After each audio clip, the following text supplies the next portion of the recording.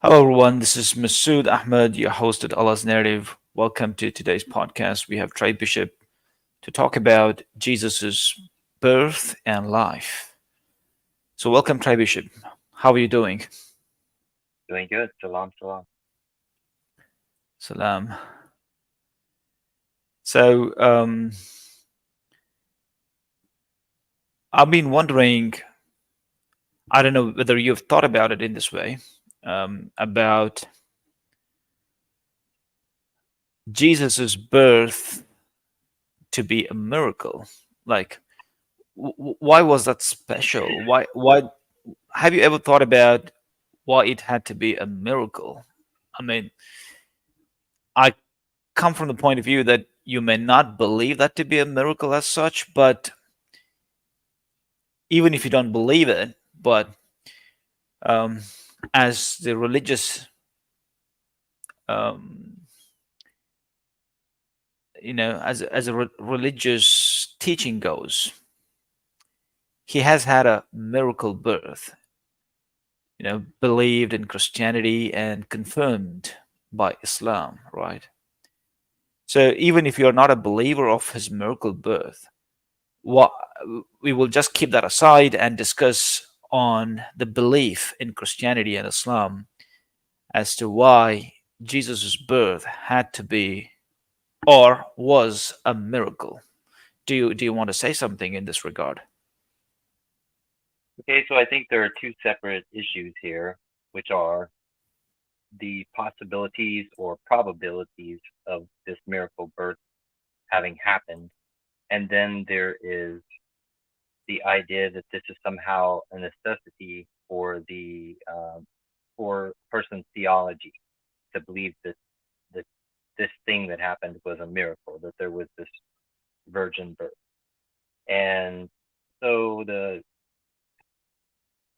the first part I can think of various ways, and we can talk about those.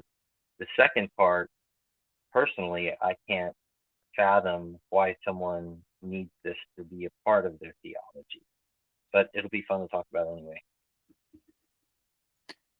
Yeah. So what's I mean, I was just doing something here. What was the first part? I just missed it. The, the so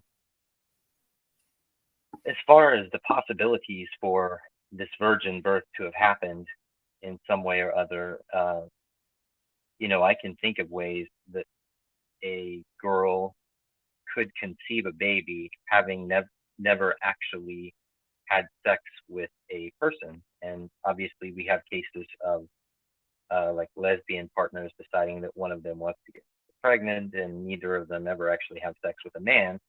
Nevertheless, doctors figure out a way to get her pregnant. And I raise cattle, and I'm actually contemplating doing this so that I can get some rare breed crosses with the animals that I raise. So I will just buy semen from an exotic bull and place it into one of these females, and she will never have had intercourse with a bull. If you understand my meaning. So there are ways, Mhm. and there are other even more exotic ways that a female might become pregnant without having intercourse with a man. So obviously that is it's not an impossibility. It's not a very high probability, but it's not an impossibility. Now, why a person might need to believe this as a part of their theology, I don't. Actually, I think I've begun to understand it today, talking to some Christians and their idea that we are born into sin, and that a uh, that was the gist of their argument, is that we're born into sin and we're just sinful creatures, and then really just now actually it's coming to me that they need that to be they need Jesus to be born of a virgin, to be born sinless, because he's special. He is born differently than the rest of us, and he's not born into sin. And but I'm not sure how, why does Islam also need for this to be true? Because uh, that doesn't help the theology of Islam to believe in that way. Because in Islam, he didn't die for everyone's sins, and he doesn't need to be the sinless sacrifice and this and that. So, but uh, why do you think in Islam is it a necessity in theology? Why does that need to be there? Could it be? Could you do without it? If it wasn't in the Quran, do you feel like the Yeah, message of the Quran is still the same without? If that didn't happen to be in the Quran, would the message of the Quran remain? it would definitely remain the same. I mean, the message of the Quran is not truncated by the fact that Jesus had a miracle birth or not. Mm-hmm. Um, if it was left out from the Quran, for example, Muslims would have been the first people not to believe in it. Like, if you compare the two texts, um, Quran comes out to be like a more practical text. I mean, if you want to compare that to the Bible, the Quran has the elements of practicality more often than you would encounter those elements in the biblical um, volume. Okay, so if it was left out, Muslims would never believe in Jesus's miracle birth claim. You know what I mean? We would never. It's just because it's found in the Quran. Muslims go, yeah, Quran says it, and that's it. Quran says Jesus had a miracle birth, and there's no more arguments, right? So that defines the Quran. The text of the Quran defines our faith, right? But is that something that this is decisive to the philosophy of faith itself? Well, it's not. It's immaterial whether Jesus had a miracle birth or not. That wouldn't change faith in the Lord. And there's two aspects that I would like to bring to the table here, which you have touched. One being the actual possibility of a miracle birth. Can a female really conceive without having had a male partner? Okay. And I mean, normally that's not the case among human beings. I mean, if people were to come up today with the same exact claim, nobody would believe, and it would be totally insane if somebody wants to believe in such a thing, right? If there's a claim here among in our societies, and would I believe it? Definitely not. It would be insane of me to believe it, right? And the same would apply to any society for that matter. But is there a possibility in our known understanding among um, human being as a species, we don't consider that to be plausible enough, right? I mean, let's be very clear. Medically, we don't consider such a case to be plausible, right? But what about outside of the human beings? Oh, then definitely yes. We have um, Hymenoptera class of insects, class of beings, right? Hymenoptera is a class of insects, and parthenogenesis really occurs with them. Not just them. There's several other taxa of creatures on Earth that have parthenogenesis as a means of procreation. What that means really is, like for example, the bees and the ants, they can procreate feminine offspring without the male gametes. So it's called parthenogenesis. And they would only require the male gametes to produce a male offspring. Okay. Now, with Christ's birth, it was a male offspring without the contribution of male gametes, right? So that's even more special than the natural phenomenon that you would encounter, that you would find in the Hymenoptera class of living species, like the insects.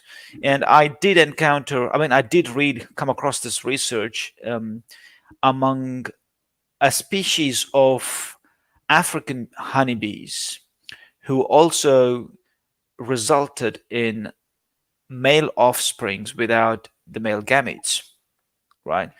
So I don't know, it was one of a case or it was quite frequently observed, but or maybe I'm not even confident now if I'm thinking strongly about it whether I've read this accurately enough. But I did read this, but I'm doubtful. But I will bank on the positive side. I did read this from one of the research papers that honeybees managed to give birth to male offsprings without male gametes, contribution of male gametes, right? Okay, so we know for sure in nature such a phenomenon or a closer phenomenon is a possibility, although it's not a possibility in human among human beings. And even today, if somebody makes such a claim, it would be totally insane for anybody to believe in such claims. Having said that, my inquiry in today's podcast is even I will just give you a comparison so that you can understand uh, where the question is coming from, right? So even David, the king of Israel, the first king of Israel, was just ordinary. It was just there was nothing extraordinary about him. It was just ordinary. The only thing extraordinary about him was he killed Goliath, right? That's the only thing. His birth and his history is just ordinary, right? But even the first king who whom God with whom God is really setting up his establishment in the Holy Land did not have to be from um, coming from a miracle, or even Moses, who happens to uh, deliver Israel from the bondage from the pharaohs. Even his birth was not a miracle. Like, it was just again ordinary, right? So, but you see, after the intertestamental period, since the Babylonian captivity, um, I mean, like 500 years later, or like whatever it is, 450 years later,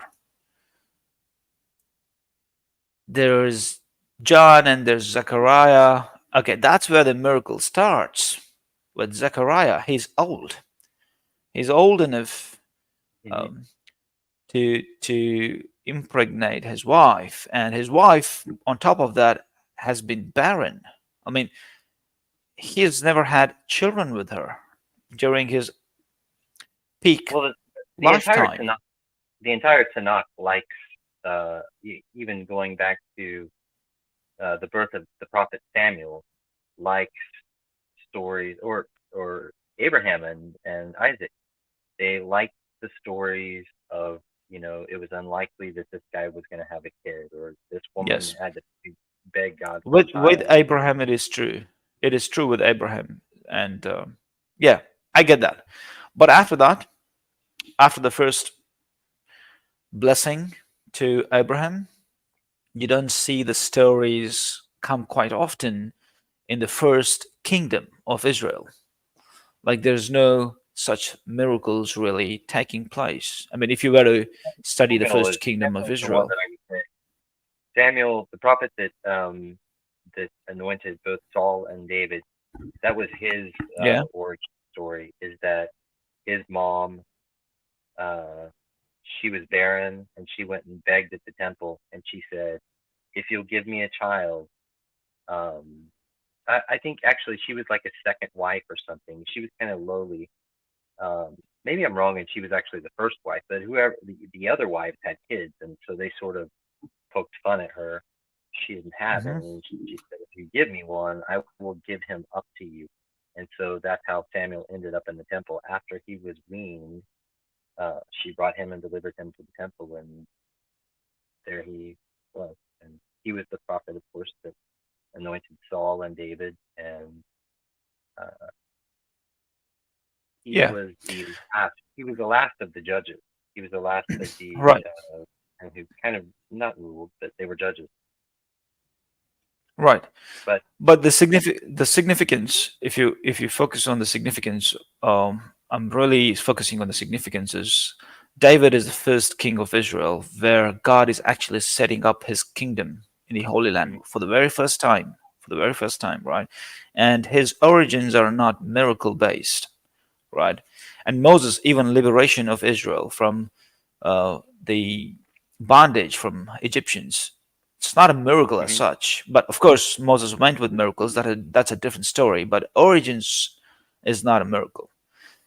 But you have after the intertestamental period, the chain of miracles beginning to happen in Israel, right? And Jesus comes along with the virgin birth. Why do you think it had to be that way? Why do you think it had to well, be first of there all, had to be a miracle claim? Why? a lot of these, I said already, like Abraham and Sarah, and then also I believe Samuel's mother's name may have been Hannah, but um, even in David's own line, his his grandmother is Ruth, and she's a Moabite. And I don't know if you understand Jewish law, but it says that a Moabite and the descendant of a Moabite will never enter the house of the Lord. So uh, Ruth ends up coming back to Israel with her mother-in-law. Her husband has died over in I think what is now Yeah, Jordan, and they come back over the river, and um, she ends up finding a husband, a new husband there, and they start a yeah, new line. That's where David right. comes from. So it's not Yeah, a miracle, but it's an unlikely event. Like you go from one unlikely event to another unlikely event to another unlikely event, and eventually they build up to a ridiculously unlikely event, which is a a divine child being born of a virgin, and in some stories she's a perpetual virgin. She's a virgin forever. mm. Well, Islam, the way Islam would see that is, I mean, the Quran wouldn't see necessarily Jesus as being a divine child, because the divine in the Quran does not have a child, so he wouldn't be titled as the divine child. He is a human. The Quran is very clear in asserting he's human, and Jesus himself. I mean, even according to the Gospels of um, Thomas, the Gospel of Thomas says there's a quote in it. The quote reads, I'm not sure if it's Gospel of Thomas or the Book of Jubilees. I think it's Gospel of Thomas where there's quotes, right? Like there's heaps of quotes, right? Mm-hmm. Gospel of Thomas is the Yeah, yeah. same. One of the quote in in that book is Jesus himself is reported to have said, "Don't never worship anyone born of a woman. God is not born of a woman." I mean, so there's a quote to that effect, very clear. It says, "Never worship anyone born of a woman," and Jesus himself considered to be born of a woman. And even in the Gospels that we have in the canon, he makes a statement to that effect. He says, praising John the Baptizer, he says, "Anyone born of a woman, John is still greater than anyone still born of a woman," right? Yeah. So he considered John to be of a greater stature, and he declared anyone John is greater than anyone born of a woman. So he considered himself as born of a woman too. So it's very clear in if you were to figure this out in the Gospels, in the canon or from the Apocrypha, that Jesus considered himself to be born of a woman and as such not divine. There it is. And He says, Jesus said, when you see the one who wasn't born of a woman yeah, fall down on your face and worship that person, that's your father. that's right. That's very accurate. So he says, "Who is the father? The father is not born of a woman." Right? That's what it says. It's very Right. crystal Right. clear. So, from the Quran does not consider him as divine, because the Quran does not consider divine to be begetting children. That's very simple. And the fact that what I'm trying to get at is, you did talk about how David's birth was an unusual event, and his inclusion into the kingdom of Israel was unusual.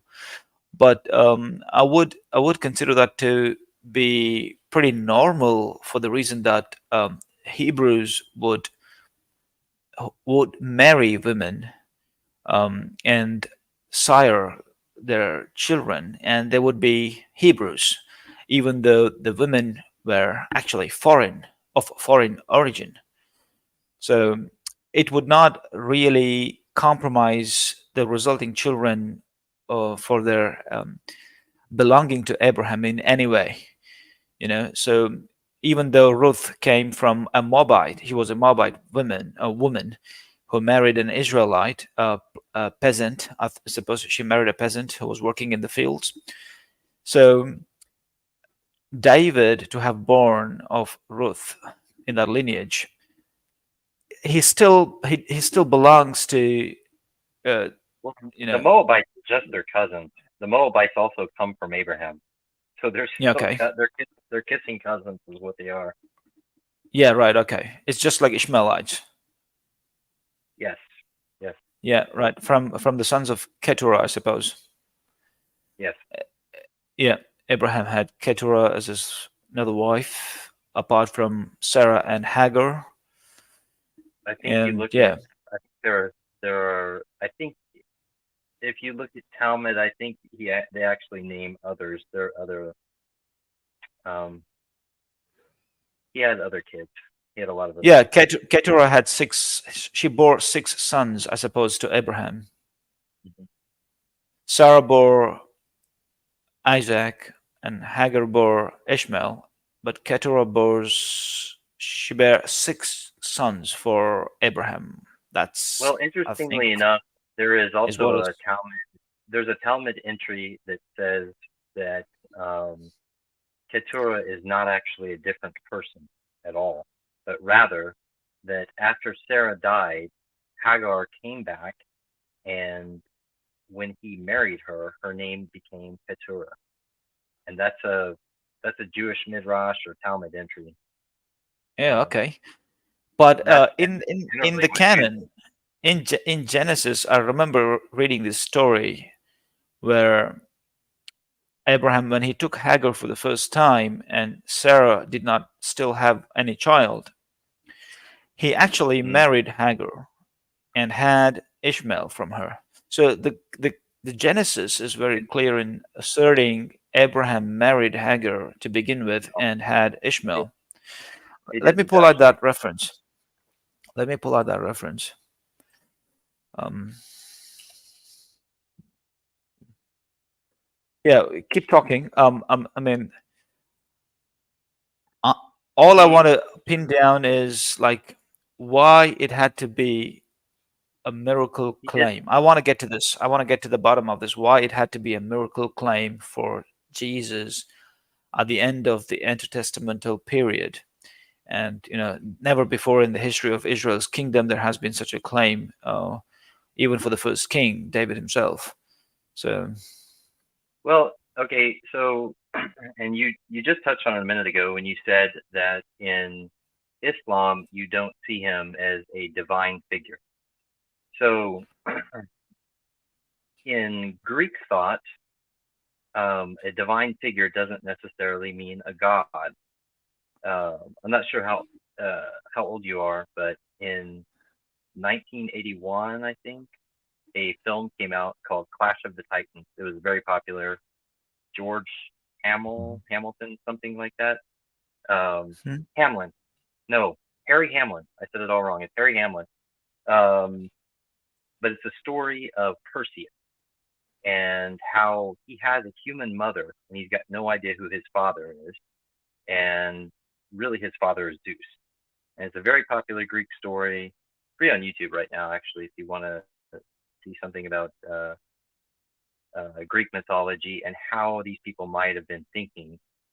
Um, but it was just very common for them to think that a woman had birthed a child of a god, and this child was human, but this child was very special.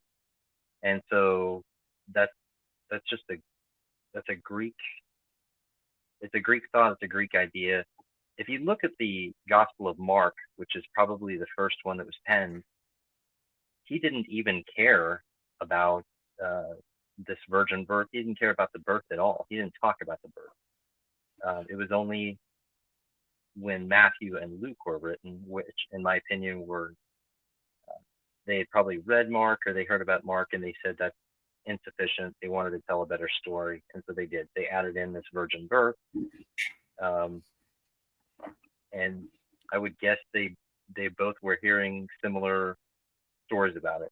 But it was something very easy for Greek people to accept that a virgin had born a miraculous um,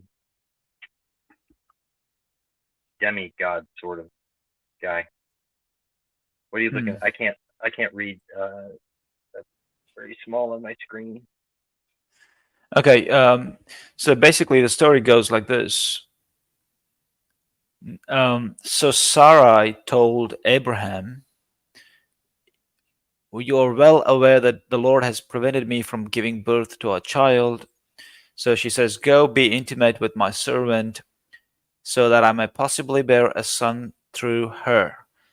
Abram listened to Sarai's suggestion, so Abram's wife Sarai took her Egyptian servant Hagar and as gave her as a wife to her husband Abraham.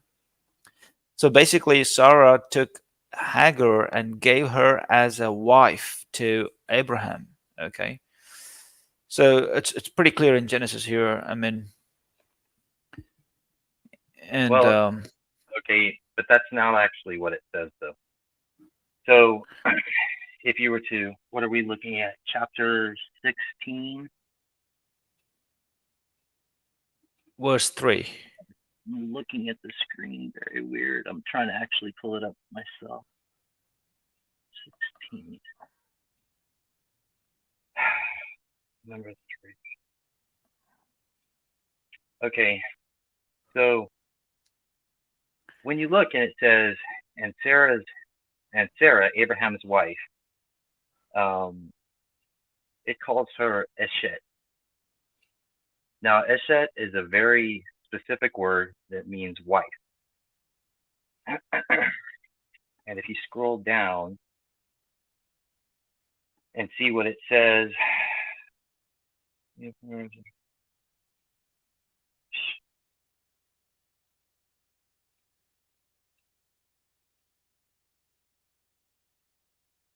it just says it doesn't actually in verse 3 it doesn't actually say anything about giving her as a wife. It just what it actually says is la isha. It says he gave her this one she gave her this woman. It doesn't say she gave her as a wife. It says she gave her this woman. Yeah, And he there's another place where he refers to her, but every time that Hagar is referred to, it's as Isha. It's just as a woman, which is very synonymous with like concubine, and Eshet specifically is a man's wife. So when you're reading the translation, that's not exactly what it says. And so when you rely on the wording of a translation, you're going to run into problems like that.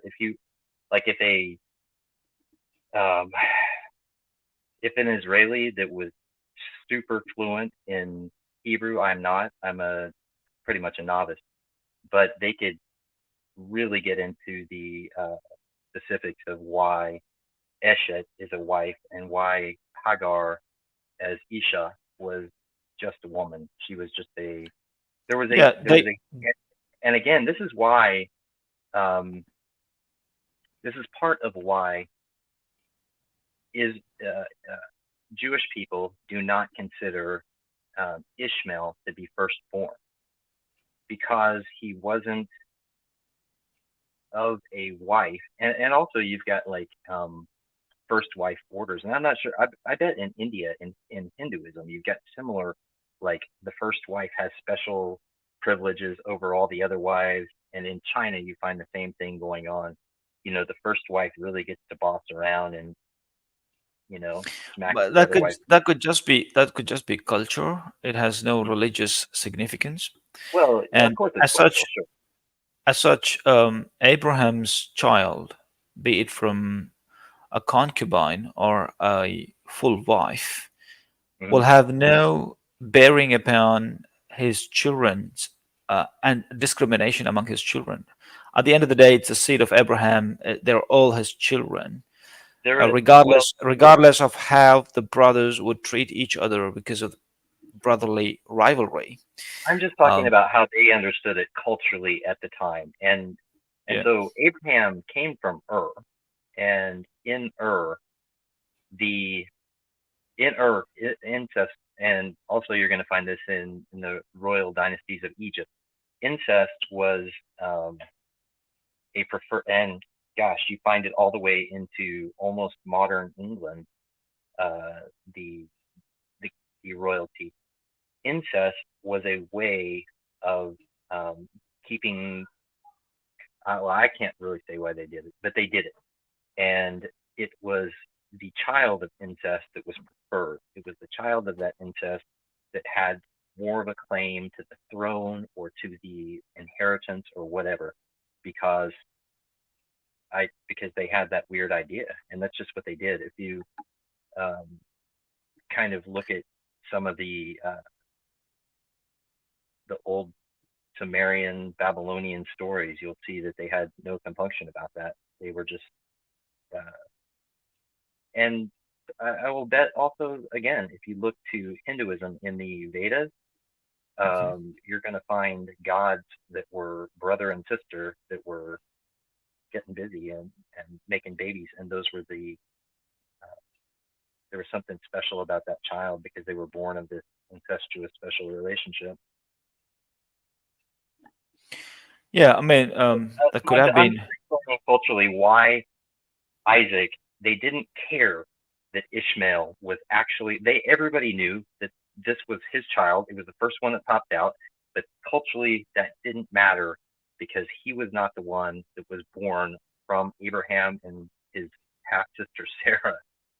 And There has. I think you have to factor in the timelines here. mhm, Um, what is important is the Israelite narrative actually begins after the establishment of the Holy Temple in Jerusalem, which is like establishment of Israel as a nation in the Holy Land. mhm, But that took a while to actually happen since Abraham. It took almost 1,000 600, years. yeah, maybe 600 years or something like that, because they were in captivity for like 500 years or I, something, I, somewhere I 400 and uh, change or something 400, like that. 400 years, but Yeah. I think that the common Jewish narrative is that Abraham lived somewhere around from 2000 BC to nearly 1800 BC, somewhere in those Yeah, areas. yeah, that's And right. I mean, even I'm of the opinion that Abraham was around 2000 BC. That would obviously question a few different things in the way history is described. That would actually, like if you were to track Abraham's progeny, Isaac and Ishmael, and Isaac and Jacob. Jacob his grandson, and Jacob has 12 children, and one of the child, Joseph, great grandchild, is taken into Egypt, and that's where the family ends up being in Egypt, and that's when the timeline of their slavery begins. And if that was 400, then you could say um, the timeline until Israelites came back and started writing their own writings was around 500 years, give or take, right? Plus or minus. But if you were to question the 400-year slavery of Israelites, and it could be, for example, if you're the opinion it could be more, then obviously there's more time between when Israelites are back and they are actually having their own narrative. So until that point, until Joseph, there wasn't really any beef at all between Ishmael and Isaac, because Ishmael had been um, taken into the desert to live away from the family of Isaac, where they lived under the close guardianship of prophets at that time, because Jacob himself was a prophet. And his children, the 12 children of Jacob, although they had the bitter brotherly rivalry with Joseph, because they wanted to covet what Joseph's, Jacob's love of Joseph, and what Jacob would envision his little child Joseph to be having with God. So the other children, his siblings, 10 of them, apart from the brother, the full brother of Joseph, the 10 of them were in, uh, had bitter feelings about Joseph. The brotherly rivalry is right there within the family of Jacob, right? So you could imagine how that would scale up when Ishmael would be mentioned, right? But the blessings Well, of God, that's another instance of one of the wives being preferred, and that's a problem I have with the implementation of Sharia law, where they say that you can have 4 wives. yeah. Even if you can do this, even if you could somehow financially handle it, there's going to be problems, because the children, at least when you read Genesis, as you read through the stories of all these, subsequent generations, it is perpetual squabbling over who is the rightful heir and who is the preferred son. And what's weird is that each of these fathers has enough for all of his kids. He has enough inheritance for all of them. They don't need to fight over it or kill each other for it. Well, what I'm trying to say is the patriarch, as such, Mhm. has all his children, whether they come from first wife or second or third or fourth, or from a concubine. The children of the patriarch have legitimacy to the patriarch. So, that's a standard practice, um, even across Arabia at the time of Islam. Um, if my child, regardless of from a concubine or from my first wife or my second wife or third or fourth, it doesn't really matter. But he's my child. I'm his patriarch. You know what I mean? But you see, that's culture. That's culture, and you can obviously predict children of the first wife to assert their dominance over the children of other wives, and it would be a bit more if the children were from a concubine, right? So obviously the alpha children, like I shouldn't say alpha, but the children of the first wife would assert dominance in a way, right? But the legitimacy of these children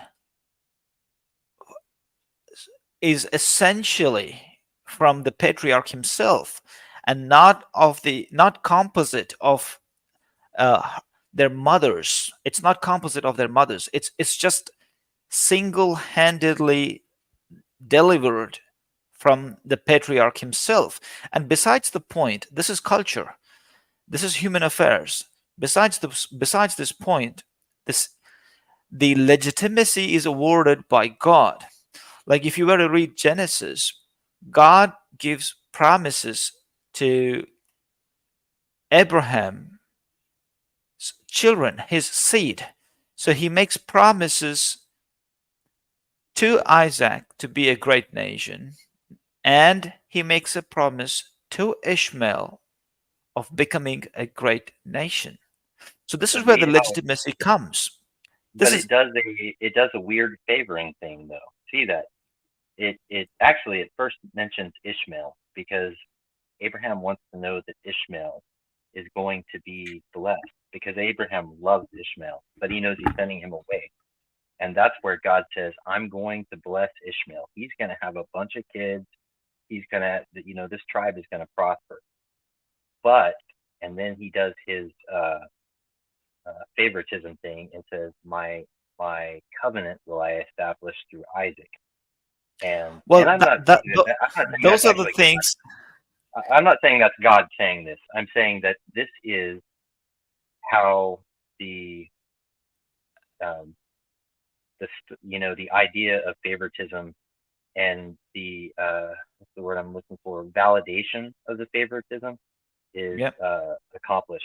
So yeah, I totally get the point. I mean, this is how the writings are found. You find those things in these writings, but those writings may not be accurate, and they may be because if you trace back, the writings of the Genesis actually took place, as I said, after Israel as a nation was established in the Holy Land, and there's a significant time around at least of 500 years when I these don't I ideas don't have think been. Genesis as we know it did not come into being until after 400 BC. The Genesis as we know it, as we see it today, and I told you that I'm a novice, but I can read enough that I can see the difference in the language between chapters. That these were not, first of all, they weren't written by Moses, and secondly, they were they are different stories by different authors that have been stuck together. And some of them are reflective of uh, Sumerian or Canaanite, especially when you're talking about the beginning, the creation myth, and these kind of Hmm. things.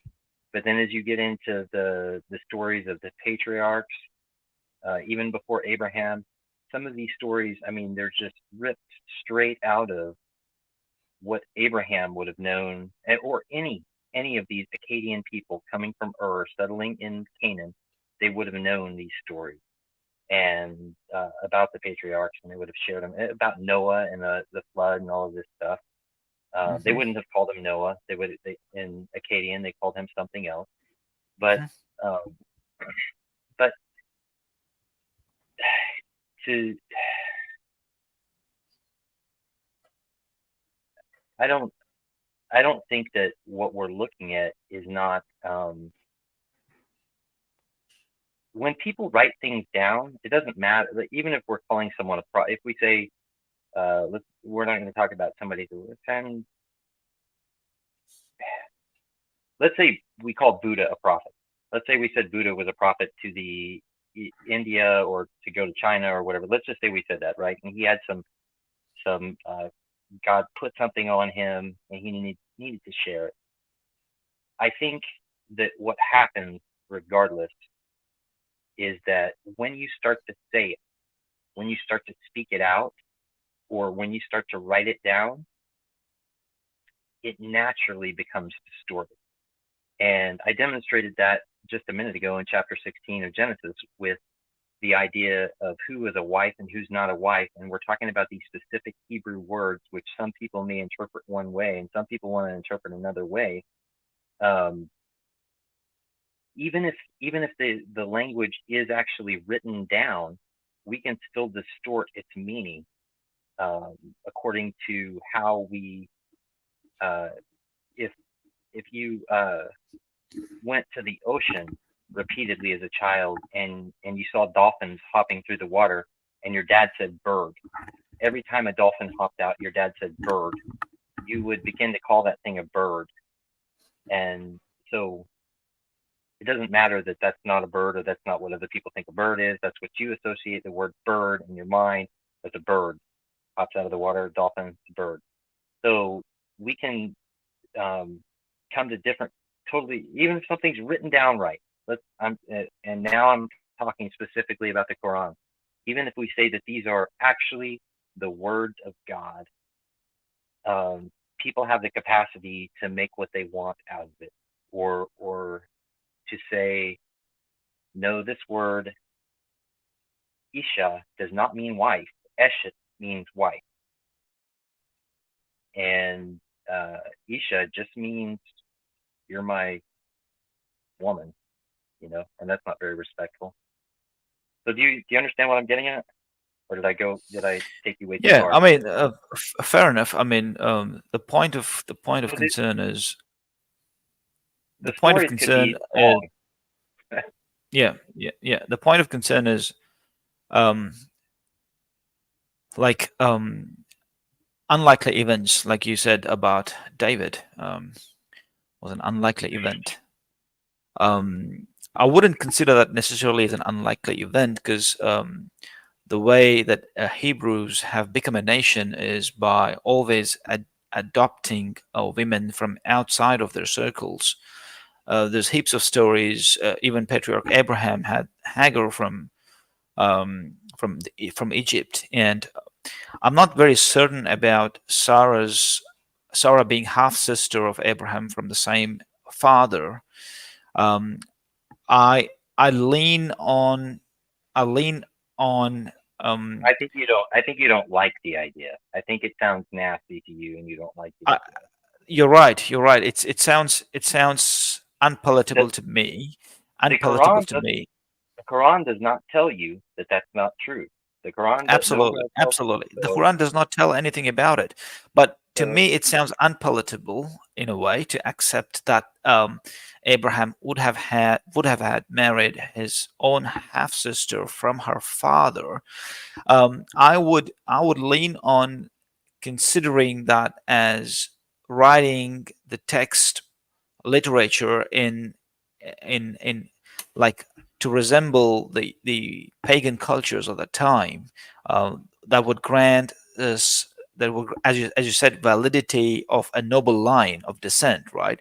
I would consider such writings to mimic nobility as such, right?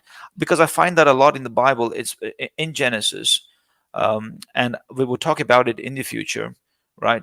But as such, the unlikely event, um, I would consider that to be of Jesus as a very strange, unlikely event, and there is no precedent of such happening in the history of Israelites, even beginning from the first king, where God goes on to establish them in the promised land as his first kingdom, until in after the intertestamental period, you find this amazing claim of a virgin birth. And my inquiry, I would like to maybe call it a podcast on this point, that why was that significant to make such a claim at that point in time? Why? Not even when it's being established, but somewhere down the line, why was that timing so significant for such a claim? Have you thought about it? well, okay. So I told you I had just had a. I've been debating with some Christians about Mm. this was the thing, and we've actually already kind of discussed this. Are we born with the knowledge of good and evil? And if we read Genesis 3, and it talks about, which the Quran has a story as well, where they eat the fruit of knowledge of good and evil. Before that, they were like the animals. They didn't have. No, I'm sorry to say the Quran does not talk about it in that way. Oh, does it It not? Okay. Well, does it? The Quran I does mean, not it talk tells the about the story. tree of knowledge. It does not. Oh, it doesn't. Okay, okay. Mm. So this is this is an explanation at the very beginning. This is the first thing. This is the first story that you see with two humans. This is the first story that happens. Is that Mm. they become they eat from the fruit, and they become enlightened, so to speak. They're not like the animals anymore. They know right from wrong, and good and evil. Well, actually, that's the word that's used, good and evil. Um, and in the very next chapter, the story that you have is the one of Cain and Abel, and there's a murder that happens, and it's very clearly presented as a wrongdoing, evil. But the thing is, you don't see Cain having been told, "Don't kill your brother." He never says it. It is something that, if you are, and if there are any Muslim listeners, you are born Muslim. You are born knowing God, and you are born with a basic. I'm not saying you know the details of right and wrong, because you don't know all the ramifications of your actions yet. You haven't experienced various things, but you know the very basic feeling of right and wrong. And this uh, this conflicts with the Christian theology of being born into sin. And they say we are born into sin rather than we're born with the knowledge of what it means to sin. They say we're born into sin. And so, thus, we need this sinless person to sacrifice himself as our Savior. And that's where the virgin birth, I think, comes from. They need to satisfy this theology that we are born into sin, and only a sacrifice, and this like goes kind of to Greek um, weird paganism, only a sacrifice of this virgin uh, virgin birth man god um, can satisfy this condition. The Greeks, like the Clash of the Titans that I just talked about, there's actually, that's the big thing, is that one of the gods has demanded this virgin sacrifice, and Perseus is trying to save the virgin. But that was very appealing to people, and so in order to satisfy that, she needed to be a virgin. And then they have found, there's this place in Isaiah where it talks about, and I wish I could remember the chapter. I don't know. But it talks about, in Greek, it renders it as a virgin, and in Hebrew, it uh, Hebrew virgin is Betula, and a young woman. What is she called? I can't think straight away with what a young woman is called, but the term for young woman is used. It's not Betula. It's not the actual word for Betula, or for virgin. But they either found it there, or they grasped onto that, and that is why we have that. And I think in part it may have been a response to, if you read again Talmud sources, the Jews were already complaining about Jesus in the first few centuries. They were already they didn't like this new sect of Christians that was going on, and they were already gossiping about his origin. And part of the story is that his mother was a hairdresser, and if you know any hairdressers, my ex-wife is a hairdresser. There's a reputation, and that reputation was back then as well. And they said that Miriam had hooked up with a Roman soldier named Pantera and had this child, and it was kind of an embarrassing deal for a Jewish girl. And that was the gossip that was being spread. So it might have been a natural Christian response when Matthew and Luke were being written, and the other, the gospel, the infancy gospel of James is the gospel that tells the same story as the Quran, about being under the date palm tree and finding a spring of water, and the child speaking, baby Jesus speaking after the birth, and someone checking her to see that she's still a virgin, and all of these things. Um, that it could have. I don't know if it was a response to that. But again, I'm not sure why they.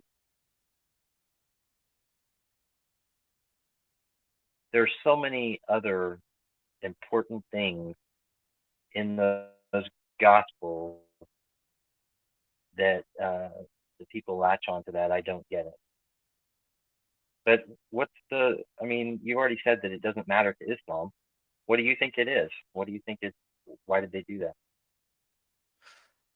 Well, just before that, did you say that it's infancy gospel of Thomas that has the story of Mary below the date palm and eating dates and stuff like that?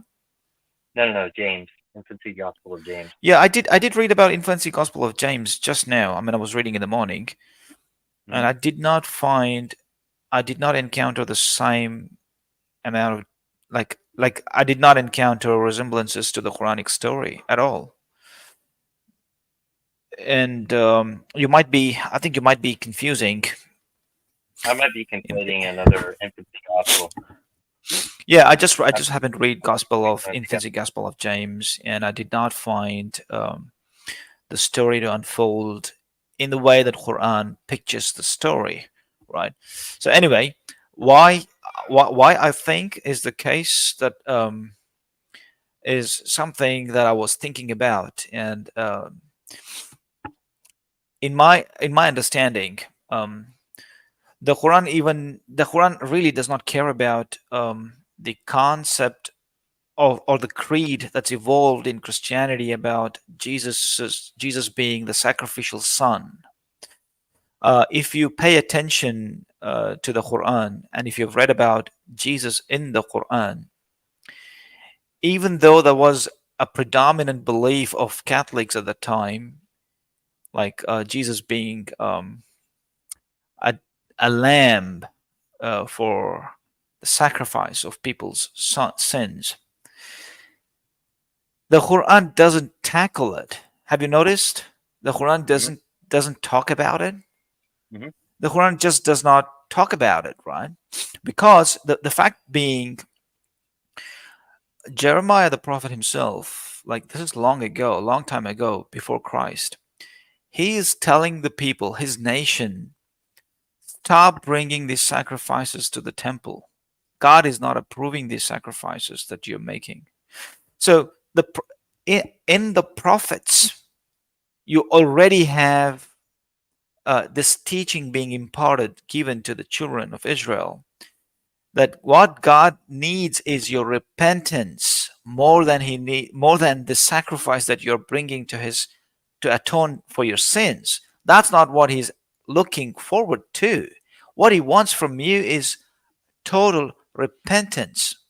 So the idea that is evolved in Christianity about Jesus being the sacrificial lamb to atone for the sins of humankind, the Quran does not deal with it because the Old Testament prophets have already dealt with it.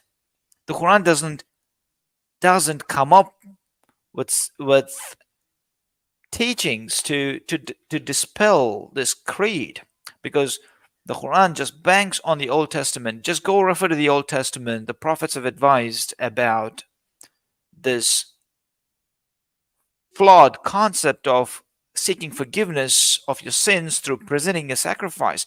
That's just not possible, because Jeremiah and Isaiah, if you read, read those teachings of these prophets, it's very clear that sacrifice is not going to um, earn you salvation. What will give you a lead in the good books of God is your repentance and to do His will, to do God's will.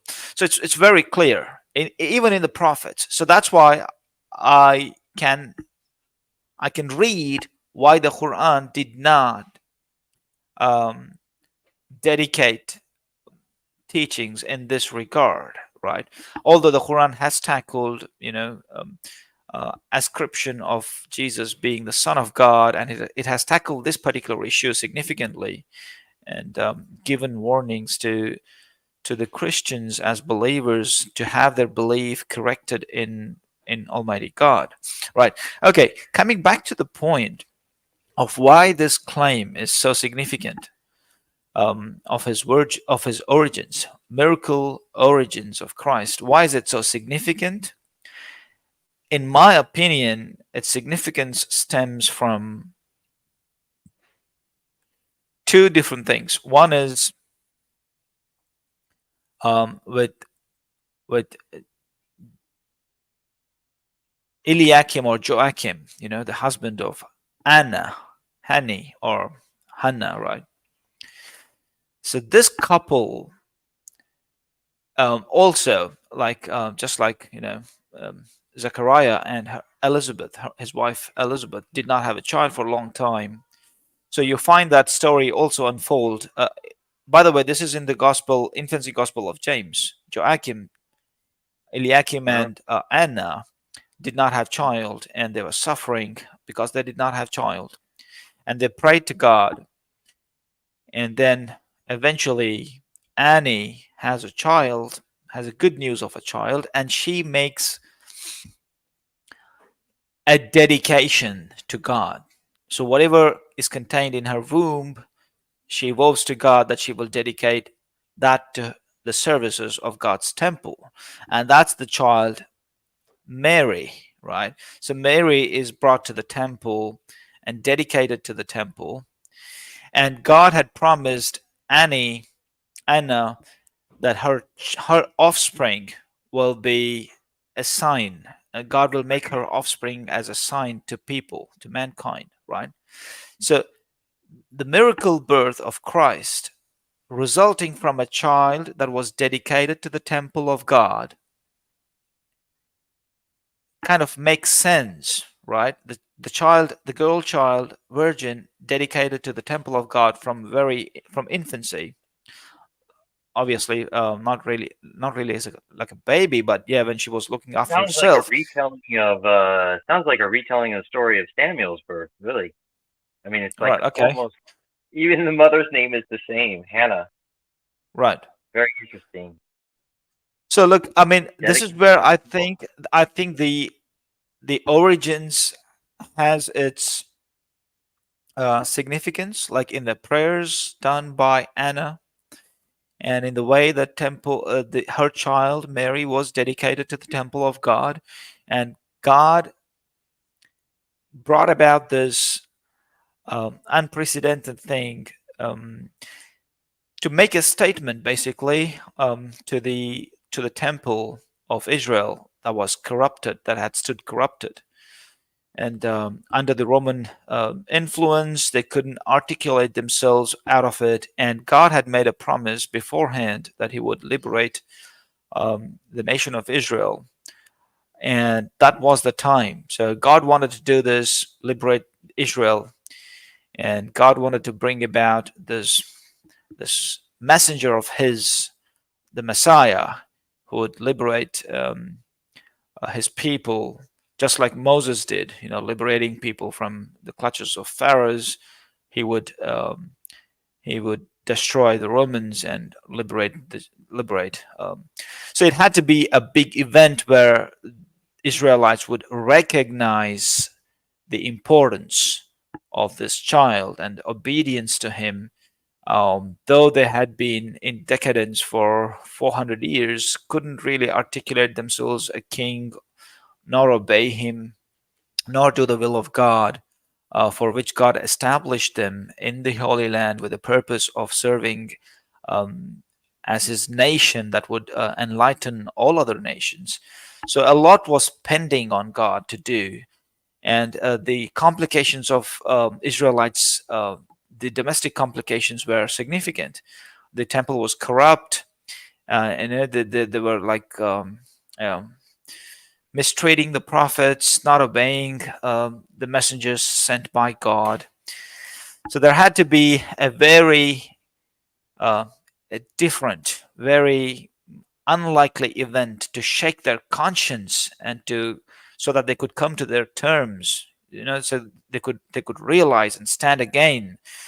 So I think a lot was staked, and that prompted this miracle birth of Christ, and that's my opinion. Mm. I don't Well, know. What do you think about it? so I think that I think that it is a red herring, and I think that it distracts from what he tried to do.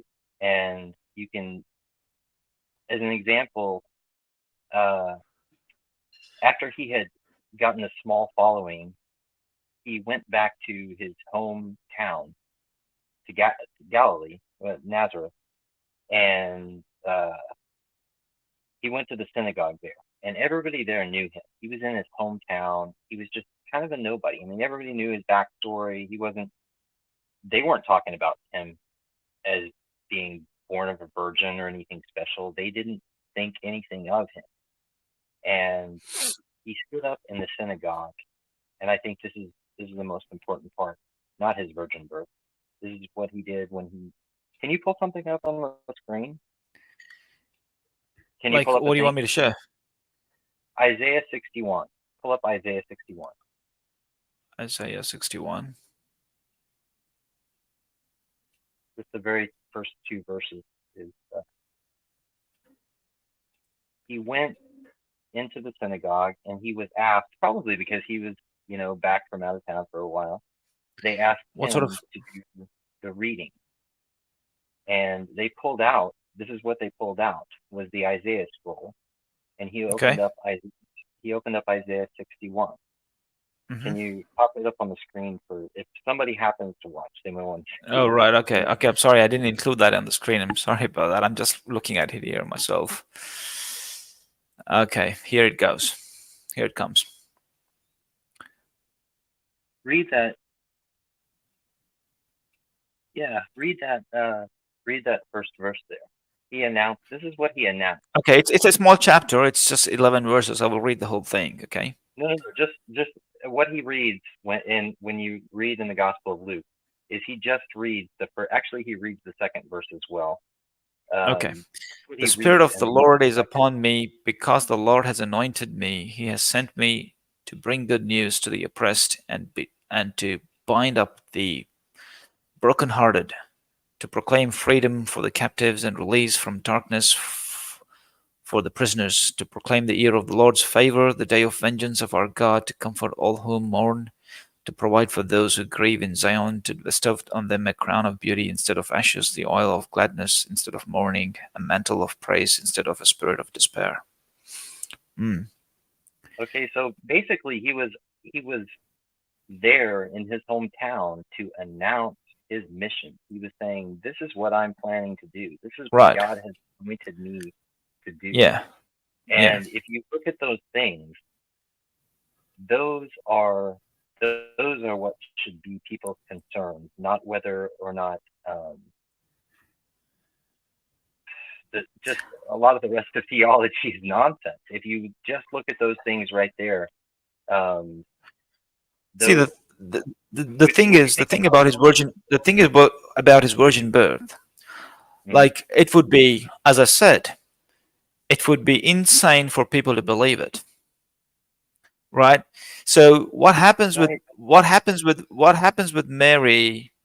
It's not a public matter. Like, it happened. It's a private affair. Okay, it's a private Exactly. affair. It's a private affair, and so you have Okay, no way it's a to private affair. verify So that it's people are not false. aware of it. People in Israel are But the not parents aware of told it. it.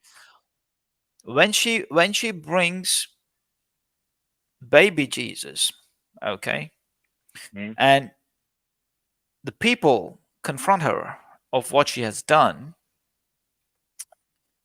and that's when the miracle in the Quran and as comes in infancy gospels is the baby speaks defending Mary and announces that he is the messenger of God, like a baby, right? So what If happened? this What actually happened? happened.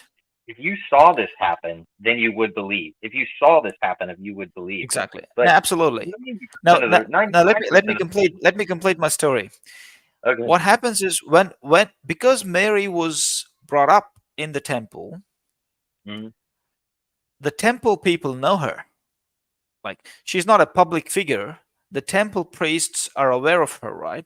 So when she comes back with a baby in her arms, the temple priests, they confront her. They're like, "What have you done, Mary?" And stuff like that. And the baby speaks. So the audience who were around her saw, and they left her. They did not proceed to have her judged in the court of law for adultery, for bearing this child. That punishment, that proceedings was put off because of this miracle. That's my understanding of the Quran verse, the Quranic teachings, the Quranic uh, narration about the story, right? So the punishment that they would bring upon Mary for having um, brought up this child without having had a married life, that punishment was put off, dispelled by the miracle of this baby in her arms speaking and defending her, his mother, and announcing to them that he is the messenger of God. And this is one of an event when this is one such event that happened when he was a baby. And now people who saw this, they are in this dilemma whether to acknowledge this miracle of baby speaking and to come to terms with Mary being um, given this unprecedented miracle. It's difficult for them to come to terms with it. And immediately what they see is this baby has announced confrontation of their authority, because this baby is announcing that he's the messenger of God. So that's like confronting their authority in the temple straight away. This was powerful enough for them to dispel their arms from his mom Mary. So that was potent enough to dispel them from giving any punishment on Mary. But after this incident, they end up killing Zechariah. Okay. And that's when Mary, Elizabeth, with their children John and Jesus, they leave Jerusalem and they go up to Galilee to live there, right? For example. So that's where they spend their upbringing, in Galilee, far away from Jerusalem, right? So obviously, nobody in Galilee knows about these details. And it's not in favor of Mary to start talking about such events to the people around her, because people would not definitely believe in her and would talk against her and stuff like that. And it would be harmful and detrimental for the upbringing of the child, Jesus, right? So obviously, it's not a public, it has not come to be a public information, right? So it's a private affair. It's kept private like that for a long time, obviously. So when Jesus is an adult and comes back to the temple, and John is preaching in the wilderness, and the temple priests end up killing John, colluding with Herod, and end up killing John. Jesus flees back to Galilee, right? So he doesn't want to be in the times of trouble. There's trouble around the place. He doesn't want to be there. So he goes back to Galilee, and that's when he started preaching. And obviously, people don't know about his background. People don't relate to him as a miracle baby. And people listen to his teachings, get attracted initially, and then when the teachings are surpassing their limits, they try to kill him. So that's the beginning of Jesus's mission and ministry. That's where he starts lightening up the whole skyline with miracles, just to assert the importance of the time and the importance of people, how they should pay attention rather than doubt in his mission. So that's where the miracles came along to imply the authority that he brought from God. So which Now, is which is very unlikely and unprecedented. at the very beginning, I said, from a scientific perspective, and as Mm, I know how I haven't done it yet with my own cattle, but we can inseminate our cows with sperm from a bull that's never been in our pasture before. So we know that it is possible for a uh, woman to get pregnant without having any kind of intercourse. Barring any kind of weird genetic, whatever kind of weird stuff you were talking about with ants. But when it comes to Well, it's not a Jesus queer stuff popping when it out, comes to when when you go into when it the comes, genetics, it's not queer. I know I simply I honestly I don't understand all of the biology that you were talking about Yeah, earlier, but right. when it comes to when it comes to Jesus popping out and as an infant, I mean, and if we're assuming as a really like an infant, uh, within a year old, saying the kind of things that the infancy gospels and the Quran says that he said, um, you lose just anybody with any common sense, because everybody knows that that's not just unlikely. That's like just Well, the it causes Quran around the does not say word for word everything that's said in the infancy gospel of Thomas, right? The Quran makes a very clear statement. It's not Jesus acting independently on his own will. It's He's really a baby of few days old. Mary just birthing his child in the wilderness, and she's coming back to town because she's got this infant with her in her arms, very new infant. So she's coming back, and that's when this happens. And Jesus just has these brief words to when she's confronted by the people, um, accusing her of adultery or something like that. So in defense, the child speaks in defense of his mom and announces that God it just has a reads purpose with really him. crazy. It reads Well, this is really, really crazy. look. This is Let me this ask is you something. Do you believe in miracles? Do you believe in like not unlikely events, but like things that are unnatural, really that go beyond nature? look. Like I in the don't Gospels, believe Jesus things. I even don't believe things to be happening with us in this day and age. But I do believe in the miracles that Quran talks about that God did with some of His people. well, Right? the Gospels say Jesus fixed people's biology. He fixed their people who were lame. He made to walk again. Yes, I believe in that. I believe in that. I believe God did that. Okay, with Him for a purpose. I believe that. Right? But look, miracles, according to me, is still a natural phenomenon. It is still natural. Like for example, back in those days, even our grandparents were kids, for example, right? In the 19th century, all right. If Hmm. people were to talk like, oh, we can actually land in the moon, and I can actually be going about in around the Earth 12 times a day, right? The satellites go about the Earth 12 times a day, and you can actually see 12 sunrises and 12 sunsets in a day. And all of this was possible. People would just disbelieve you. But it's not a And miracle. no, people would just disbelieve you. And miracle is just like this science that we don't understand today. But it's possible that we could understand the science of it in the future if God so wills. So it's just like science, it's natural, but we don't grapple that science just yet. Just like Do you how have previously people couldn't grapple us going to the moon or circling around the earth looking at sunrises and sets 12 times a day or something like that. You know what I mean? It's just like that. Miracles are do you just still like that. have a browser open? Yeah. Look for search images, Google Images for Perthes disease. What is P-E-R it? Perthes, Perthes. Phes.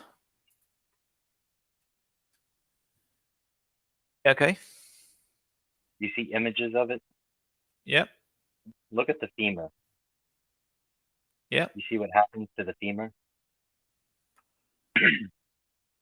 When I was Those are seven developed years by old, down, but head of the female thigh bone is temporarily disrupted with an adequate blood supply. The bone cells die in a process called vascular necrosis. Okay.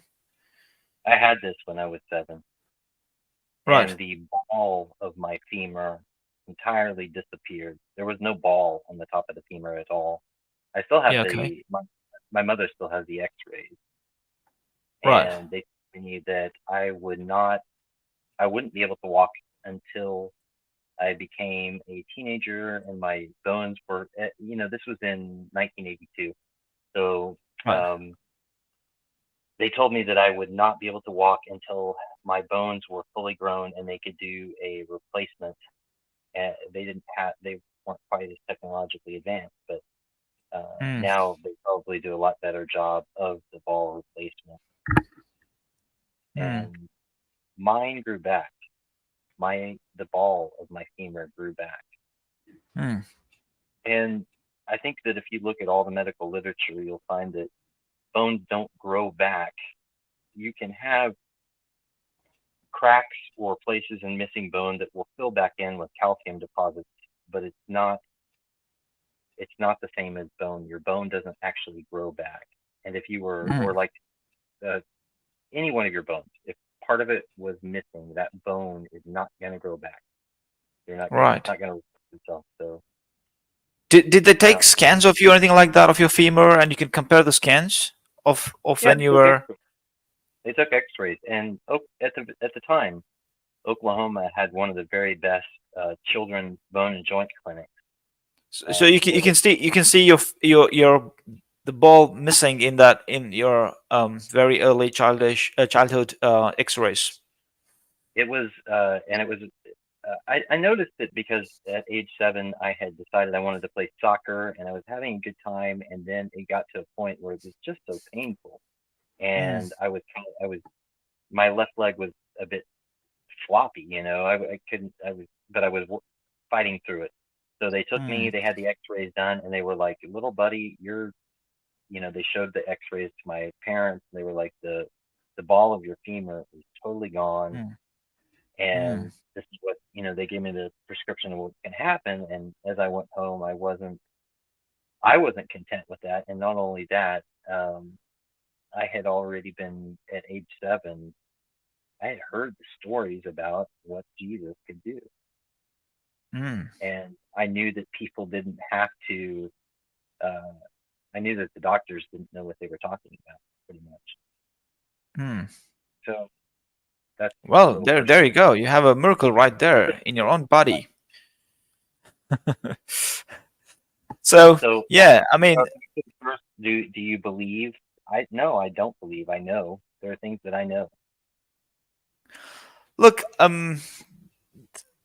there is several of those medical conditions which are um, basically the genes or the mechanisms remain suppressed for a time, and then um, there are triggers, and when they are triggered, uh, they you Well, there are realize animals them. that do that. There are animals. There are Yeah, other animals in the animal kingdom that grow things back. We know this. yeah, yeah, yeah, yeah, yeah. That's right. So that's my part of understanding of why that was a miracle birth, and you know, coming with You know, miracles if I to didn't change the have this course of history. miracle, if I did, because other people don't have this, they don't have this experience of having something like that happen in their life. Mm, If I didn't have this, would I still know? And I think the answer is that I would still know. This is just more. Um, this is just an experience. It's just an experience, is what it is. But mm, I don't. And again, and that's where it goes back to the miracle birth. Is if you saw that happen, and if you saw, Jesus pop out and talk, good for you. But I don't think that's necessary to either know or believe a second-hand, third-hand account of that having happened for the teaching to still be relevant.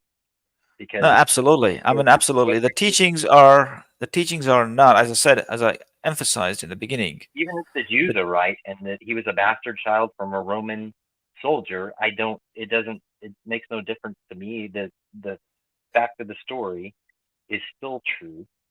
The the the teachings that he taught are still true. So that's uh, yeah, that's the a teachings have their own intrinsic value for sure. There's no doubt about that. But the reason why I believe that was a miracle birth is because of the Quran. Okay, and the Quran does not hesitate to dismiss some of the claims of early Christians or Roman Catholic Christianity. It comes very clearly to decry his sonship or him being God as blasphemy. Very clear, right? But at the same time, the Quran testifies that he had miracle birth. I mean, why would I would go? Why would if a man took a stand? If Muhammad, as a man, independent of God, took a stand to write down things about Christ, and um, he criticized some of his major claims. I don't see a point, and most importantly, did not give in to himself having miracles. Then Prophet Muhammad in the Quran represents a prophet without miracles, right? And I don't see a point why such a person would go on to assert miracle birth of Christ. Why? To please whom? So I don't see a point why Muhammad would do that. He does not claim miracles to himself, and he decries on certain aspects of the creed of Christianity found at that time, and at the same time confirms to the miracle birth of Christ. So to me, this is evidence enough that these are communications made by Almighty God, and Muhammad has no choice in it, but he just communicated what he heard. And if God communicated this, that makes my belief, and I think that that's that's I think where that I what you that's where I can will you can stand. in Quran, when we read, very very often we read, he will begin a passage with remember when, and then he'll go on and he'll tell a brief thing. So I think that we can assume when he is reciting this portion, he's actually speaking to either a Jewish or Christian audience. And these are either Jews or Christians who would have been in his area where he lived. So when he's saying, remember when, and then he tells a brief story, whether it's about Abraham or whether it is about the virgin birth, he is telling a remember when that these people would have remembered.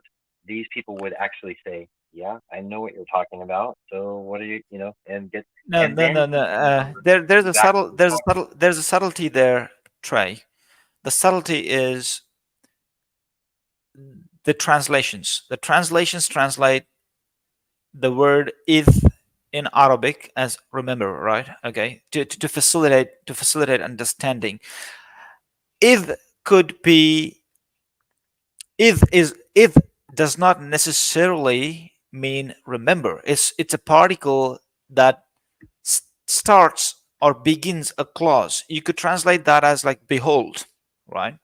about. So when angel is communicating to Prophet Muhammad, the angel goes like, "If behold," and this is what happened, right?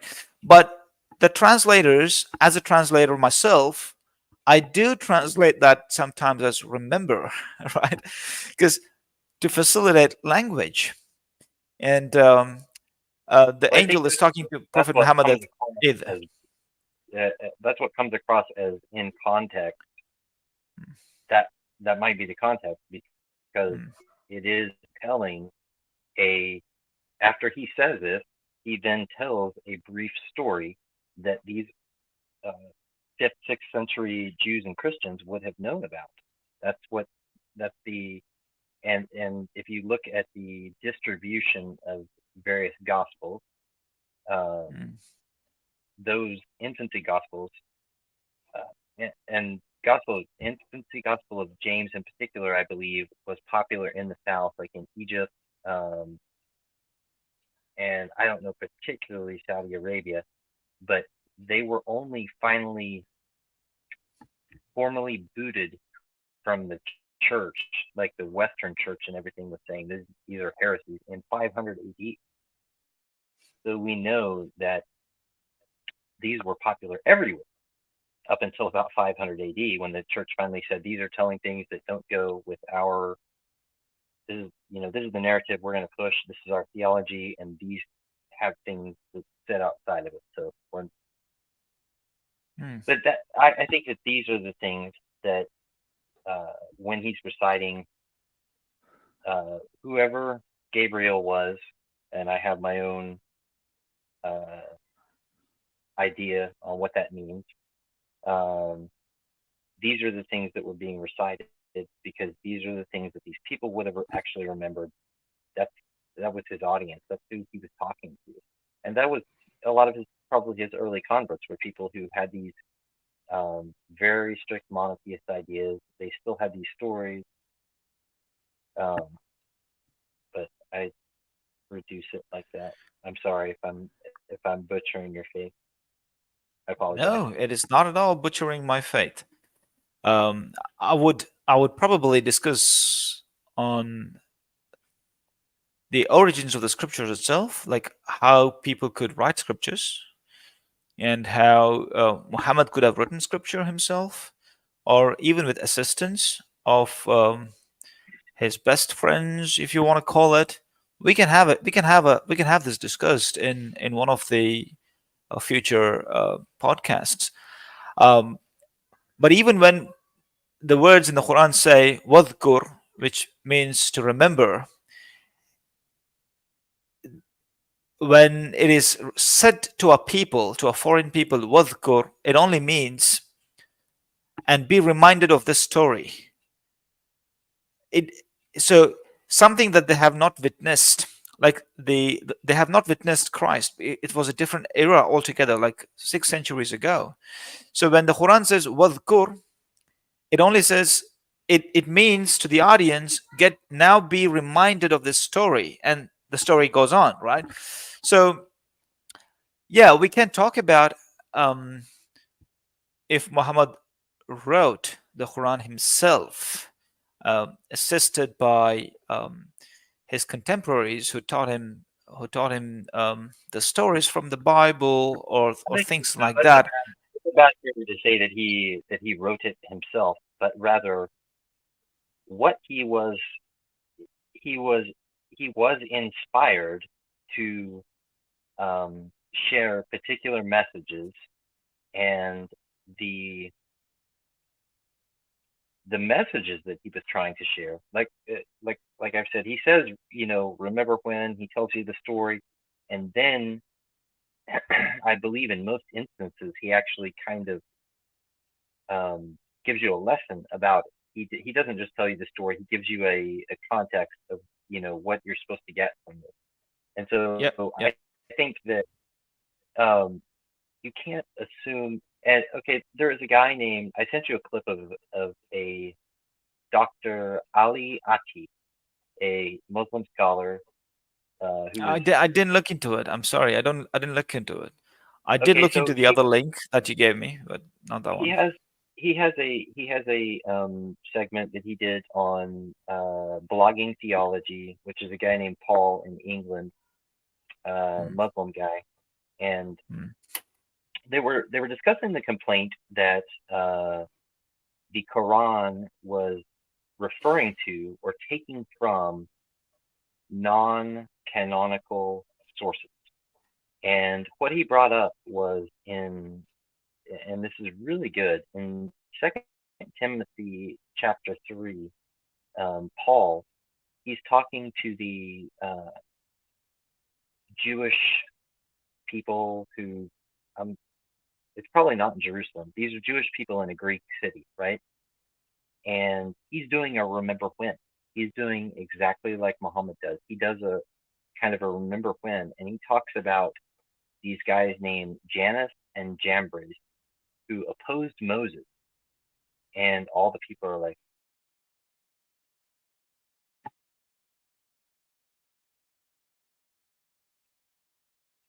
oh, guys named Janus and Jambres. It doesn't matter where you look through the entirety of the Hebrew Tanakh, it's not there. So Paul was talking about a book, which is actually called the Testimony of Janus and Jambres or something like that. This is like a 2nd century BC book. Paul is actually referencing a book that Jews at the time knew. It didn't matter that it was considered canonical or part of the Tanakh or Torah or anything like that. This was just something that they knew, and he was referencing. And that's what people did back So, then. what did you say? Who this guy is? Who's doing this? Remember when thing? Paul is the one actually writing this. Well, Paul probably didn't actually write 2nd Timothy, but he is who Christians think wrote 2nd Timothy. No, And what did you say that Muhammad was trying to do the same thing as the other guy did? Or the I'm remember saying when thing? that basically when one of these guys is speaking to an audience and he does a Who? remember when, it Yeah. doesn't matter whether we're Who? talking about Muhammad or whether we're talking about Paul or Jesus or anybody. When they do a remember when they are talking to their audience and they say, remember when this happened, and then you look, if you were trying to look at what you consider canonical sources, you might not find it there because that's not what he's talking about. He's talking about a different book entirely that you didn't stick into your scripture.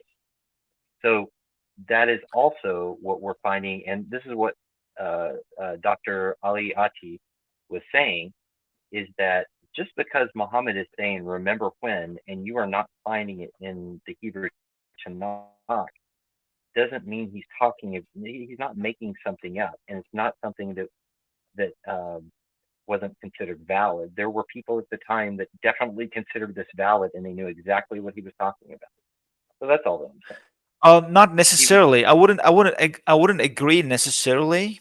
I wouldn't agree necessarily on that. And we can talk about this. And I will bring examples for you to make sense of this remember when thing in the Quran, like how it comes. So I would source some examples, and we'll talk about this in our next podcast. What do you think? okay. I'll try to come up with some examples Okay.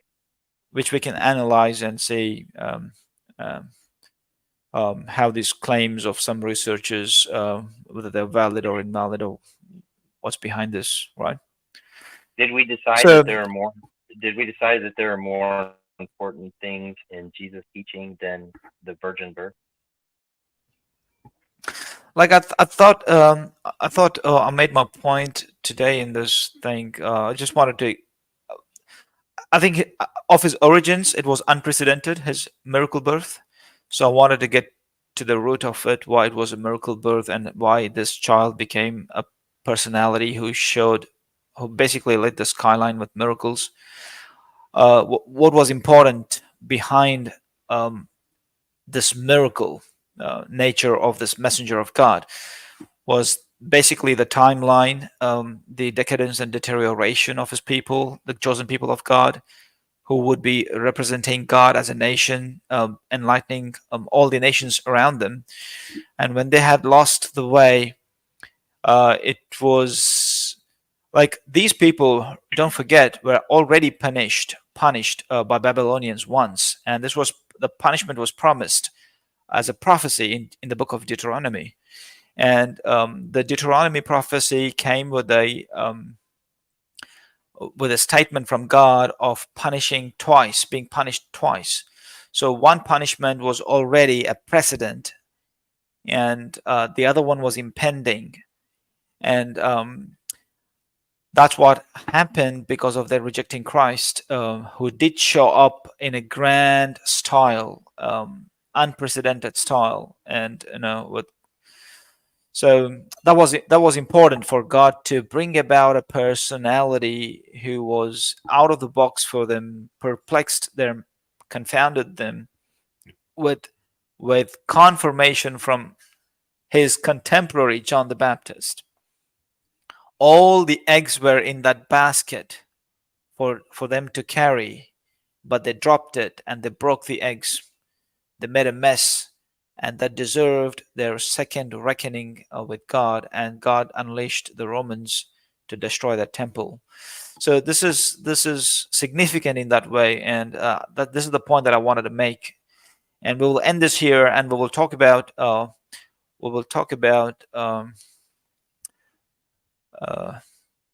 the I will let you hang on to your second hand miracles for now, but I really pray that you get a first hand one so that you don't have to rely on a second hand one. no. I didn't get that because there was some disturbance in your voice. Can you say that again, please? I will let you hang on to your second hand miracles for now, but I pray that you will get a first hand miracle of your own so that you don't have to rely on someone else's account. Yeah, whatever that means to you. It still did not make sense to me, but I gotta go now. We've been going on for two hours nearly, and thank you for talking to me today on this podcast, and looking forward to really talking about. I would like to bring some examples from the Quran and just talk about the remember when thing with you, if you would like to, in our next Bring some. I podcast. want you to bring some up on the screen so that we can read it and look at it. Yeah. Okay. Okay. Okay. Okay. We'll see you in the next podcast. Thank you, everyone who are watching us, and we will see you in the next podcast. Bye.